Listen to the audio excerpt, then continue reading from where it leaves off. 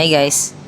So, nandito kami ngayon sa Zeus Coffee sa Montalban, sa may Centro Mall. Wow! Ayan. So, bali, itatry ko tong DJI Mic Mini kasi medyo maingay dito. Tapos, may tugtog. Hindi naman sobrang ingay. Bali, itong DJI Mic Mini ngayon is naka-basic lang yung noise cancellation niya. Itatry ko kapag naka-strong. So, ito yung basic. Babaguhin ko ng naka-strong sa settings. Bali, kinunik ko to sa may app ng DJI Mimo. Ayan, wait lang. Ayan. Hi guys. So, bali, ito yung noise cancellation ng naka-strong. Ayan. So, maririnig nyo yung difference. Kung may difference, hindi ko rin alam. So, ayan. Mamaya titignan ko rin pag nag-edit na ako. So, ito siya. Ito siya pag naka-strong yung noise cancellation niya.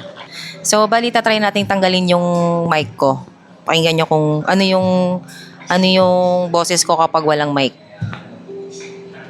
Wait lang. So, ay, wala pala.